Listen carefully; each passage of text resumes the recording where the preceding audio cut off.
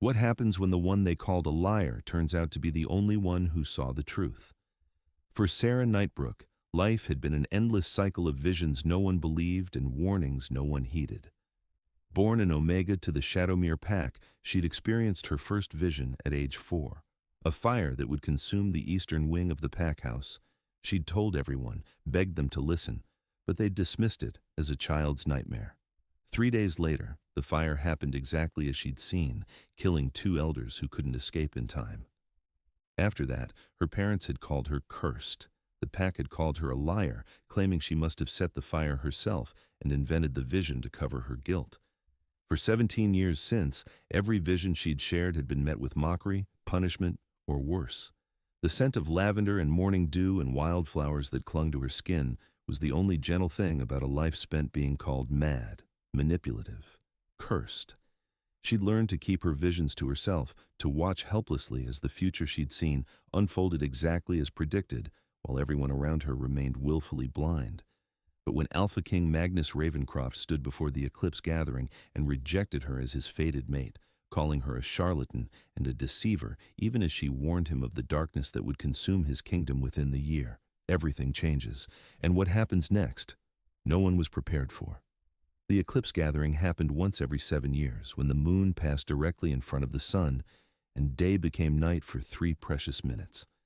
It was the most powerful moment in the lunar cycle, when the moon goddess's power was at its peak, when the veil between mortal and divine was thinnest. Mate bonds formed during an eclipse were said to be unbreakable, blessed by both sun and moon. Sarah had seen this day coming for months. Not the ceremony itself, everyone knew about that, but what would happen during it.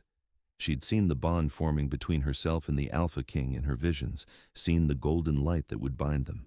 And she'd seen what came after, darkness rising, kingdoms falling, death spreading like poison through the packs.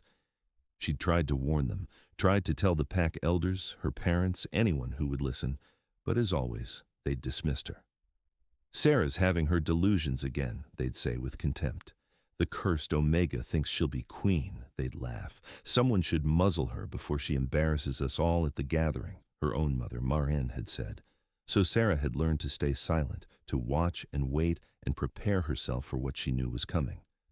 The gathering was held in the Grand Arena, an ancient stone amphitheater that had witnessed 7 centuries of eclipses.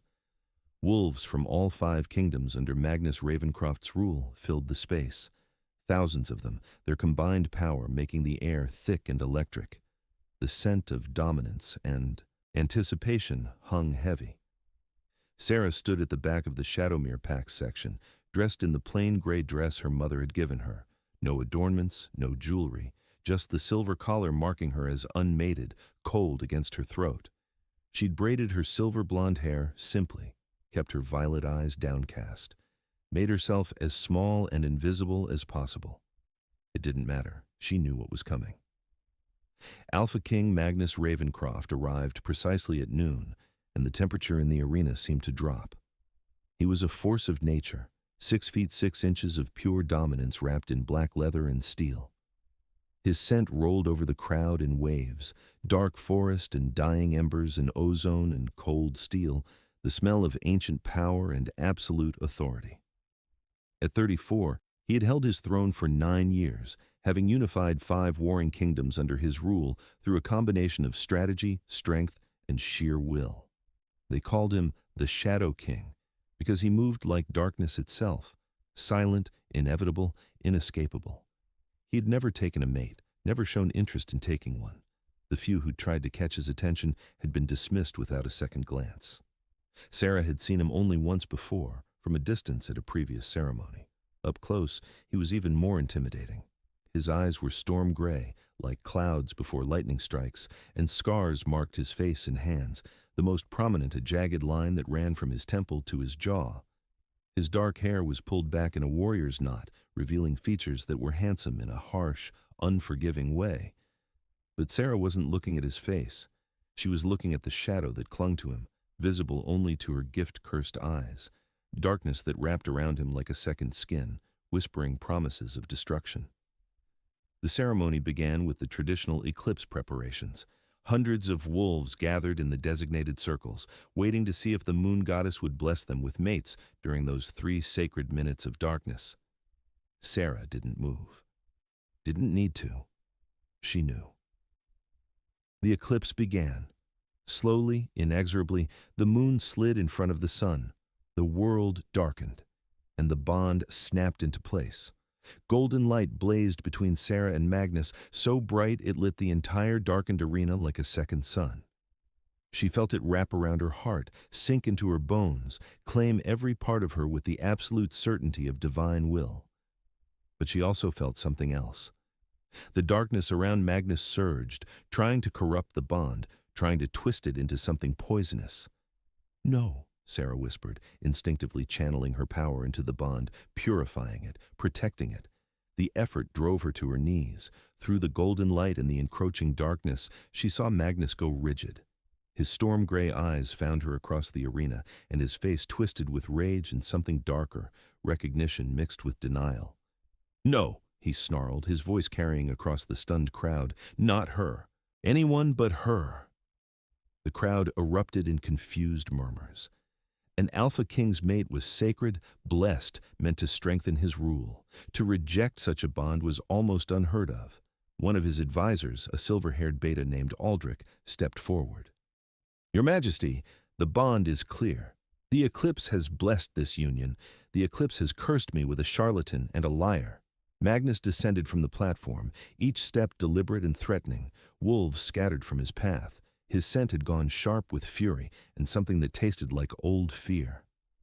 "I know this wolf, Sarah Nightbrook, the cursed Omega who claims to see the future, the manipulator who's caused nothing but chaos in her pack."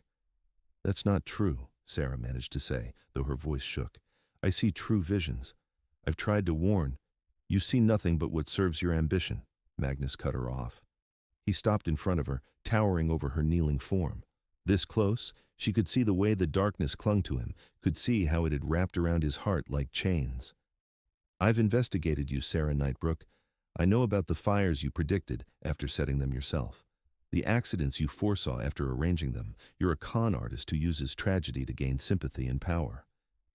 "That's not—" Sarah's breath caught as a vision slammed into her. 3 months from now, Magnus's throne room, betrayal and blood, his most trusted advisor with a knife in his hand.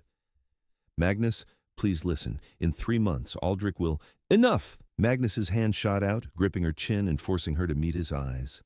"I will not be manipulated by a fraud. I will not have my rule undermined by a wolf who deals in lies and manufactured prophecies."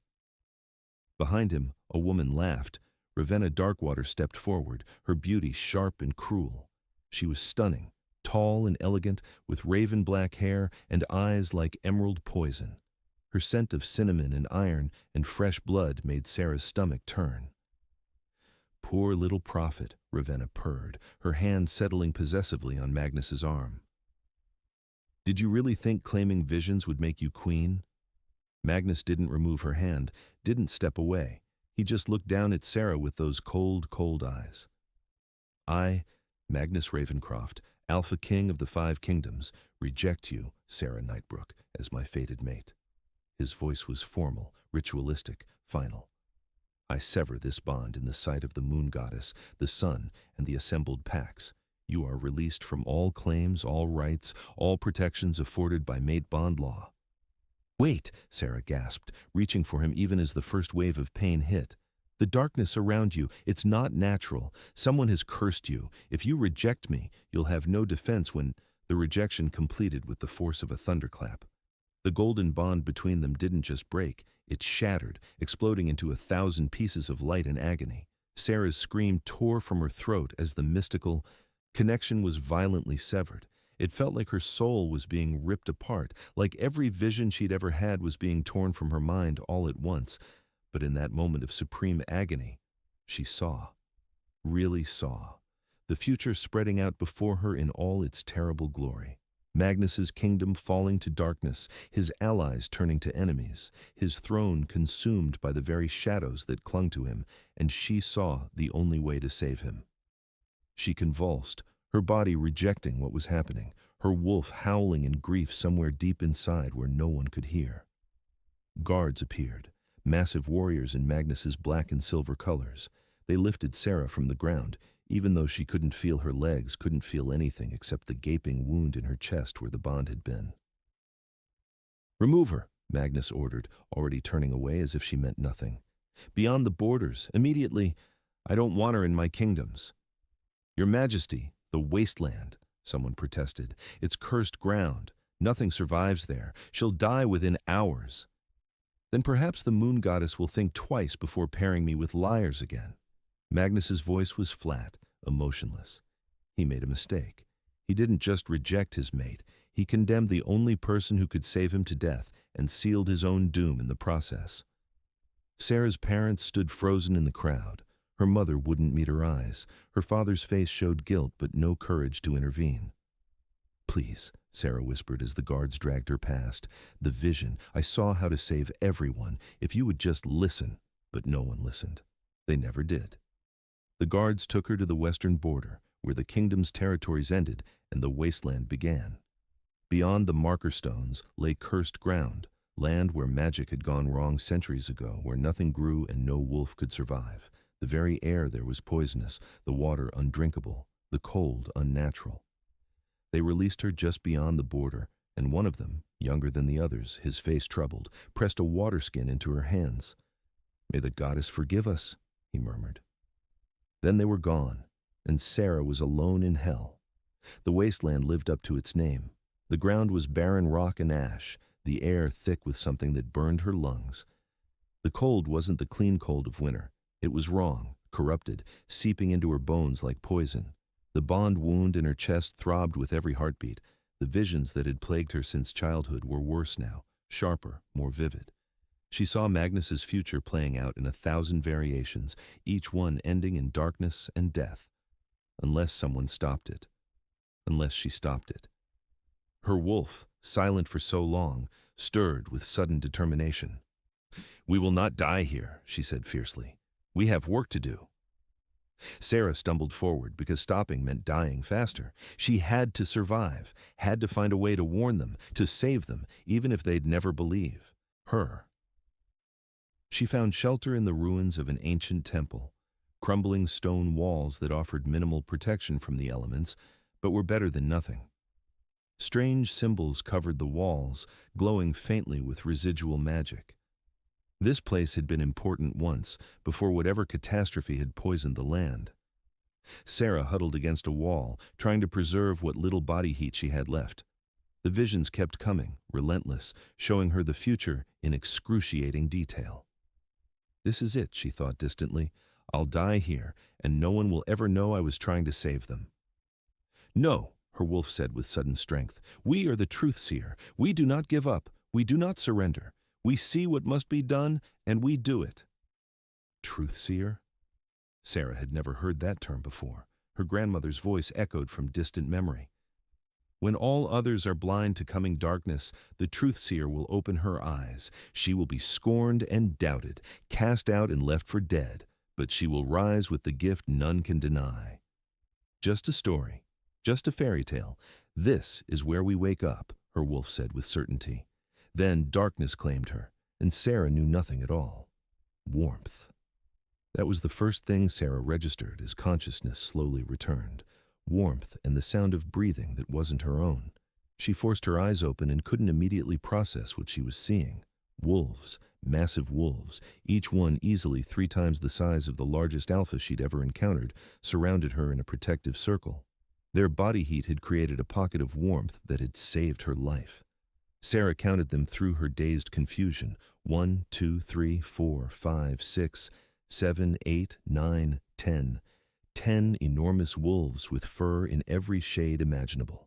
Silver and gold, black and white, copper and bronze. Their eyes glowed with supernatural light when they looked at her. Amber and blue and green and violet, colors that defied nature. The scent of aged oak and winter snow and pine and approaching storms filled the ruined temple, mixing with 9 other distinct signatures: lightning and sage, honey and earth, steel and roses, and more. Together they created a harmony of power that made her head spin. The largest wolf, the one whose scent of oak and snow dominated, raised his massive head, His eyes were pale gold, ancient and infinitely wise. "We've been waiting for you," a voice said directly into her mind, deep and resonant and patient. "Who are you?" Sarah whispered. The wolf rose and shifted with elegant grace. One moment, massive wolf. The next, man. He was perhaps 45, with dark hair heavily threaded with silver and a closely trimmed beard. Scars covered his visible skin, his face, chest, arms, each one a testament to survival. Despite the cursed cold of the wasteland, he seemed unbothered by his nakedness. "My name is Thane Silverthorn," he said, his voice matching the one from her mind. "I lead the Truthbound, the 10 guardians sworn by. Ancient oath to protect and serve the Truthseer." His pale gold eyes held hers with gentle certainty. "We serve you." "You have the wrong person." Sarah tried to sit up and nearly blacked out. "I'm no one, just an Omega everyone calls a liar." "You're the Truthseer, the one who sees what others refuse to acknowledge." Thane settled onto the cold stone, as if it were comfortable. Immediately, one of the other wolves, a beautiful female with silver fur, shifted and draped a warm cloak over his shoulders, then wrapped a second around Sarah. The female was striking, with silver-white hair and dozens of tiny braids and warm brown eyes. "I'm Zara," she said gently, her scent of honey and wildflowers comforting. "And before you protest again, please listen. Your life, all our lives, depend on understanding what you are." "You are the Truthseer," Thane continued, born with the gift of true sight, able to see the threads of fate and the paths the future might take. But that gift terrified your parents. They didn't understand it, couldn't control it, so they did something unforgivable. Sarah's heart pounded. "What did they do?" "They tried to suppress your gift. They used herbs and potions, small magics meant to dull your visions, to make you doubt what you saw. They convinced the pack that you were lying, that your visions were manipulations. They tried to make you question your own mind." "But why?" "Because the prophecy says the Truthseer will change everything," said another wolf who'd shifted, a woman with copper skin and eyes that shifted between blue and green. She was lean and athletic, moving with a fighter's grace. "I'm Nyx, and your parents were afraid of change, afraid you'd be taken from them, used, hurt, so they tried to make everyone, including you, believe your gift was a curse. The suppression they attempted was imperfect," Thane said. "Your visions still came, but weakened, harder to interpret, and when you tried to share them, the pack had already been conditioned to dismiss you as unreliable." "But the binding wasn't tied to pack bonds," added a massive man who'd shifted, easily 7 feet tall with shoulders like mountains. "I'm Draken, and when the mate bond formed and was then shattered, it broke whatever fragile suppression your parents had managed. Your gift is awakening fully now. No more doubt, no more questioning. You'll see with perfect clarity." As if his words were a trigger, Sarah felt something shift inside her mind. The visions that had always been hazy, uncertain, suddenly sharpened into crystal clarity. She could see the threads of fate spreading out before her like a vast web, could trace the paths each choice would create. And she could see her wolf, that presence that had always been distant, finally stirring with purpose. "Hello, Sarah," the voice said, clear and strong. "I am your wolf, your partner, your other half, and together we are the Truthseer. It's time to stop doubting what we see and start believing in what we know." Tears burned Sarah's eyes. "I can hear you. Finally, I can hear you clearly." "Your power is waking," Zara said gently. "Soon you'll be able to do more than just see the future. You'll be able to show others what you see, make them understand, make them believe." And then the shift began. Not gently, but not painfully either. Her body knew what to do, had always known, just been waiting for permission. Her bones didn't break. They flowed, reshaping themselves with liquid grace. Power flooded through her in waves that made her skin glow from within. Fur emerged, not growing but unfurling, rich silver that darkened to charcoal along her spine and lightened to pure white at her chest and paws. Gold markings traced patterns through her coat that seemed to pulse with inner light. She grew. Larger than any alpha she'd ever seen, larger than even the Truthbound themselves, enormous and powerful and radiant with otherworldly energy. When the transformation completed, Sarah stood on 4 legs for the first time. She was massive, shoulders reaching a grown man's chest, paws the size of dinner plates. Energy pulsed from her in visible waves, silver and gold light that banished the cursed darkness of the wasteland wherever it touched. Her eyes, she could see her reflection in a polished piece of stone, glowed with brilliant violet light, the color of prophecy and vision and undeniable truth. "This is who we are," her wolf purred with satisfaction. "This is who we've always been, waiting to be believed in." Sarah threw back her head and howled. The sound rolled across the wasteland like a wave of purification, and where it touched, corruption fled. Plants began to grow for the first time in centuries. Water bubbled up from the ground, clean and pure. The poisoned air cleared. The truthbound shifted to their wolf forms and joined the howl, 10 massive voices, harmonizing with hers in a declaration that shook the foundations of the kingdoms. When the echoes faded, Thane shifted back to human form and knelt on ground that was no longer cursed. "She is the truth-seer," he said with reverence. "She is awakened." The days and weeks that followed were transformative. The Truthbound had established a sanctuary in what had been the heart of the wasteland, but was now rapidly becoming fertile ground again. Sarah's very presence was healing the cursed land, purifying it one step at a time. "This is the Truthseer's sanctum," Thane explained, "built by the first of our order millennia ago, abandoned when the land was cursed. It's been waiting for you to reclaim it." Learning to control her visions was the first challenge. Now that the suppression was broken, Sarah could see everything, past, present, and 1,000 possible futures all at once. It was overwhelming, threatening to drown her in information. "You need to learn to focus," Nix explained patiently during one session, where Sarah was trembling from the onslaught of visions. "Your gift shows you possibilities, not certainties. You need to look for the threads that matter, the choices that will create the future you want." "How do I know which threads matter?" "Trust your instinct. Trust your wolf." Nix's smile was kind. "You've been doing this your whole life, just without confidence. Now you have the power to back up what you see." Slowly, carefully, Sarah learned to navigate the rivers of time, to focus on specific threads, to trace outcomes, to see clearly without being overwhelmed. The rest of the Truthbound were equally remarkable.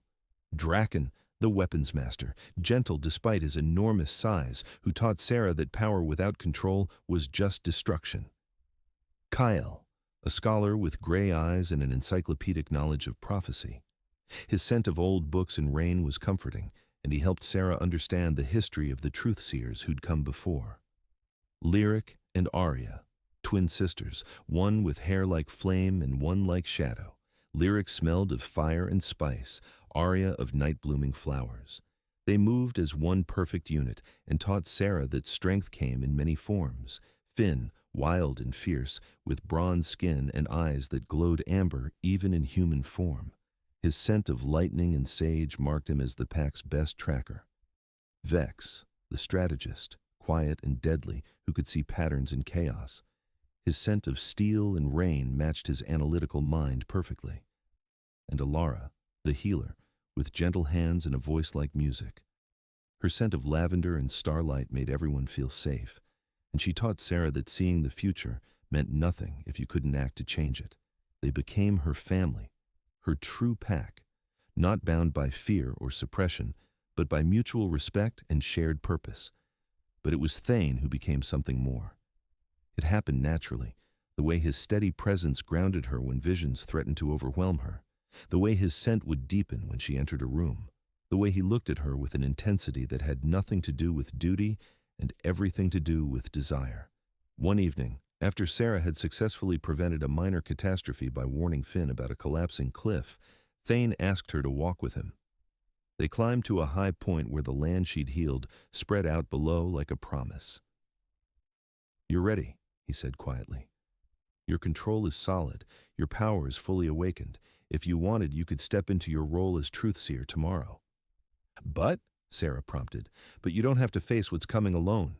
He turned to face her, pale gold eyes serious. "I'm 45 years old, Sarah. I've lived through 3 wars, lost friends and family, seen terrible things, but I've never felt about anyone the way I feel about you." Sarah's breath caught. I know you've been hurt, he continued. I know Magnus's rejection wounded you, and I know you carry the burden of seeing futures most would rather ignore. I'm not asking for anything you're not ready to give, but I want you to know. When? You're ready? If you're ready, I would be honored to court you, to stand beside you as your partner, not just your guardian. This wasn't a fated bond imposed by the goddess. This was choice. Pure, beautiful choice. Yes, Sarah whispered. I'd like that very much. His smile was like dawn breaking after the longest night. They built their relationship slowly, carefully. Thane courted her with patient affection, bringing her flowers from the healing land, sharing meals, teaching her the old songs of the truth-bound. They talked for hours, learning each other's hearts as thoroughly as their wolves knew each other's scents. And when they finally kissed, standing under a sky full of stars, it felt like finding the one future she'd always hoped for.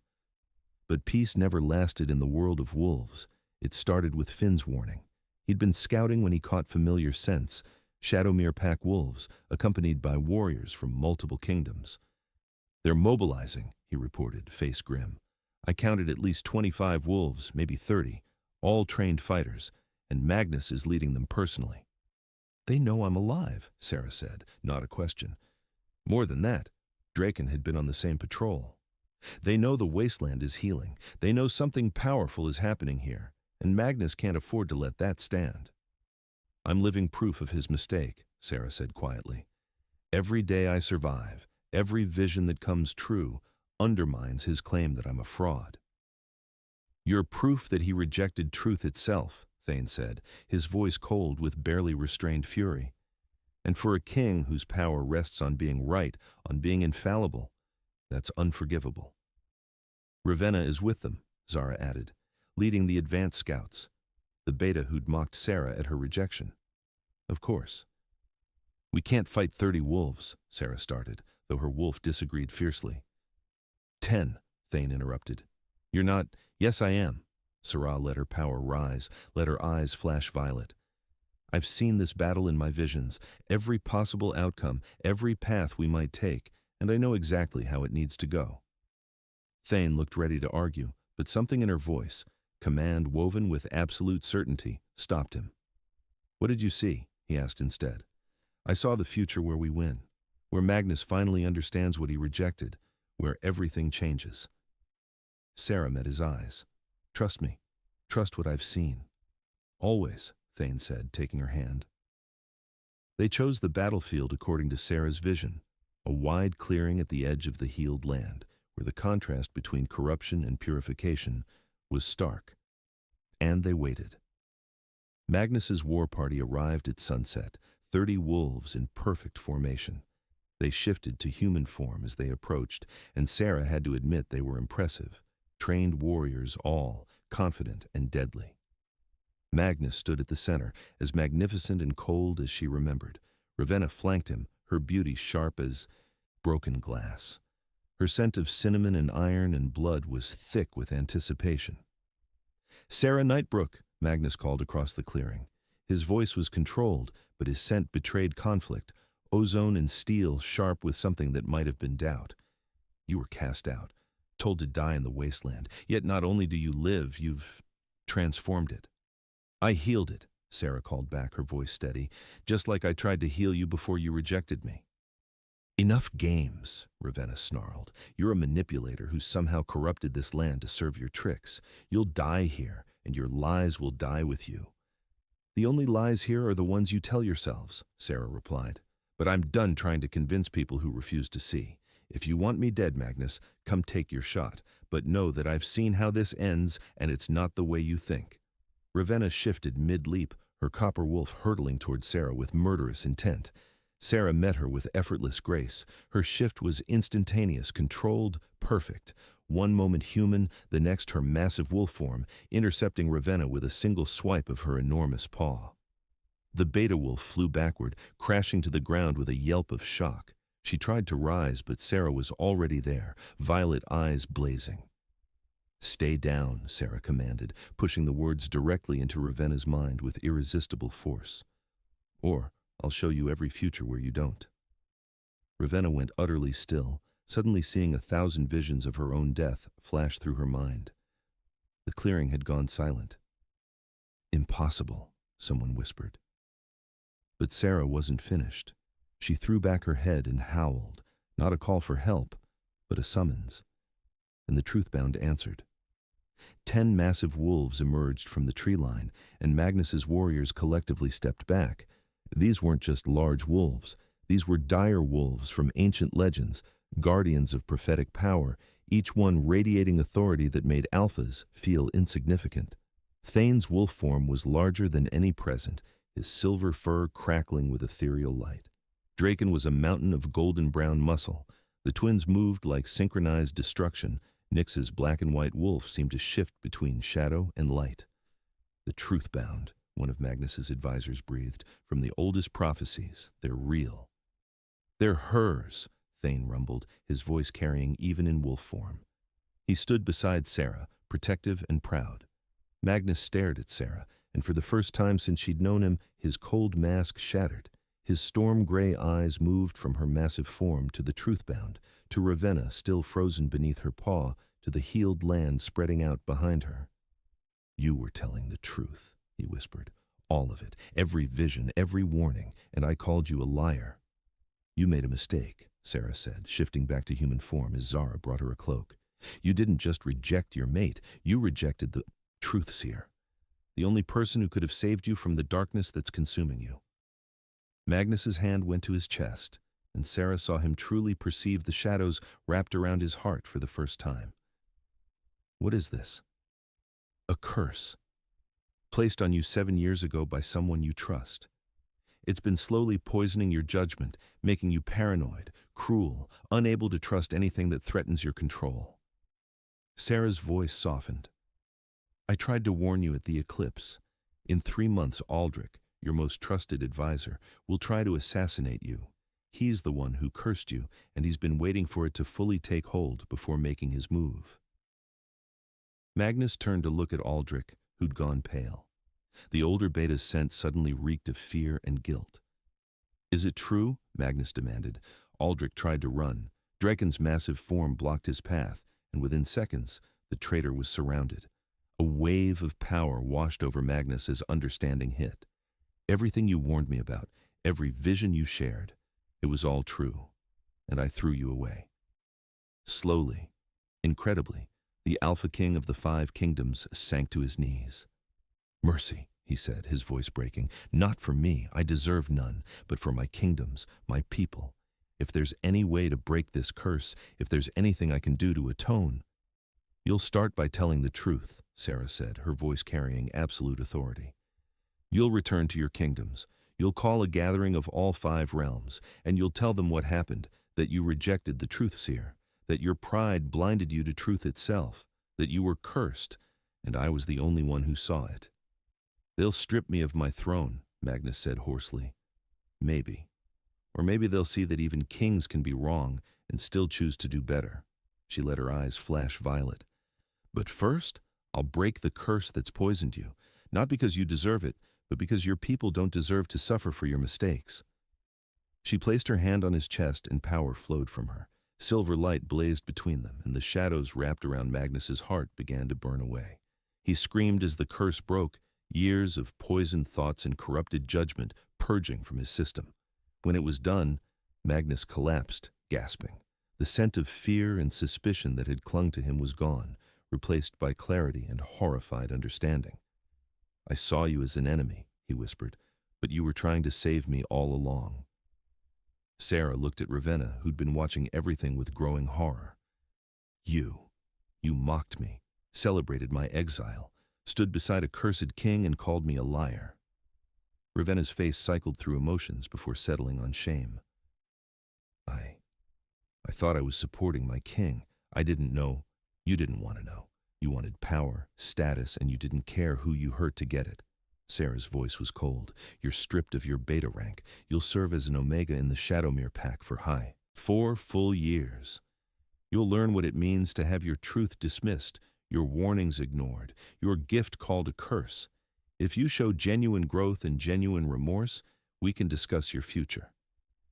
Ravenna's face went through shock and anger before settling on reluctant acceptance. "As you command, Truthseer," Sarah turned back to Magnus. This territory and the six surrounding it are now under my protection. Any wolf who claims to see the future, whether through visions, dreams, or instinct, will find sanctuary here. Any wolf whose gift is dismissed, whose truth is called lies, whose warning is ignored, they answer to me. No more will seers be persecuted for seeing what others refuse to acknowledge. She paused, then added, "And you, Magnus, will work to break the curse from your bloodline.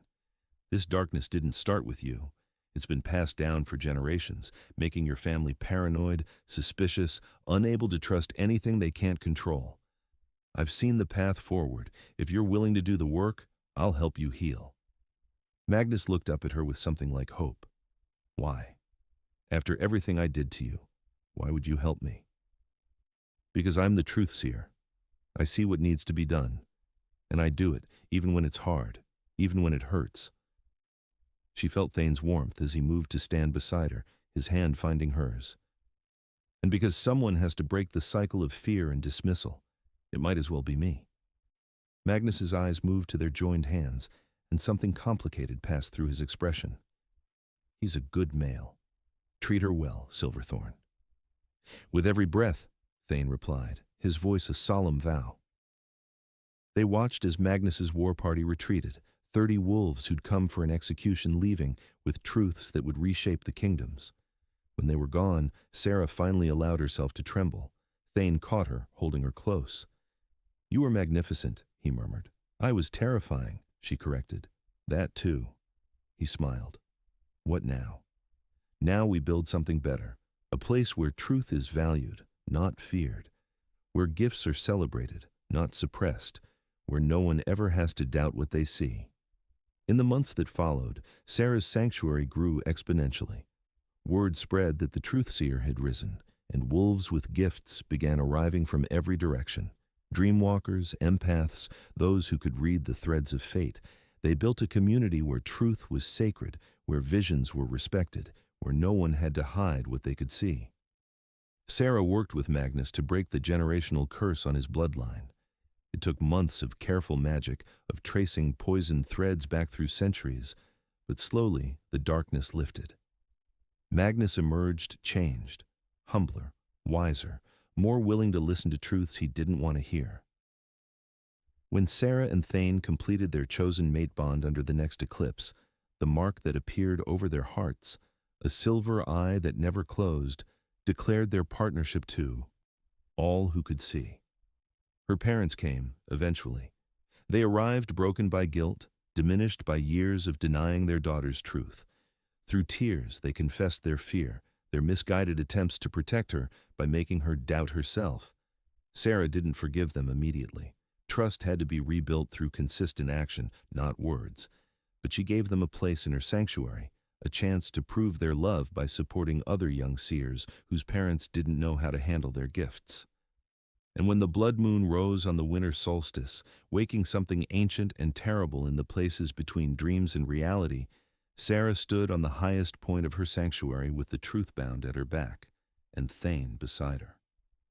"I've seen this in my visions," she said quietly, "something that exists in the future and the past simultaneously, that feeds on doubt and fear and dismissed truth." "We face it together," Thane said, squeezing her hand. Sarah smiled, violet eyes blazing with power and certainty. She'd been called a liar and proven true. She'd been cast out and returned stronger. She'd been dismissed and ignored until even a king fell to his knees. "Let it come," she said, her gifts showing her every path forward, every choice that mattered. "I've seen how this ends, and we win." And so, Sarah's journey as the truth seer truly began, a journey from dismissed to revered, from doubted to believed, from a girl who was called cursed to a woman who knew her gift was sacred. She learned that being right wasn't enough. You had to find ways to make others see. She discovered that the most powerful gift wasn't seeing the future, but having the courage to act on what you saw even when no one believed you. Her story became legend. Songs were sung about the Omega who became the truth seer, about the Shadow King who rejected truth and learned to see, about the truth-bound who waited centuries for their prophesied queen. But more than legend, her story became hope. Hope for every wolf whose gift was dismissed. Hope for every truth-teller called a liar. Hope that even when no one believes in you, your gift remains real, your visions remain true, and eventually the world will fall to its knees before undeniable truth. What do you think happens when the Blood Moon's creature finally arrives? Would you have shown Magnus mercy or chosen differently? And if you could see one truth that others refuse to acknowledge, what would it be? If this story resonated with you, please hit that like button and let me know in the comments what you'd want to see next. Should we explore the Blood Moon threat, dive deeper into Sarah and Thane's relationship, maybe follow the story of one of the other gifted wolves who found sanctuary? Don't forget to subscribe and turn on notifications so you never miss a chapter. There's so much more to discover. Ancient prophecies, hidden truths, and the battle still to come. Thank you for listening, and thank you for being part of this journey. We'll see you in the next chapter.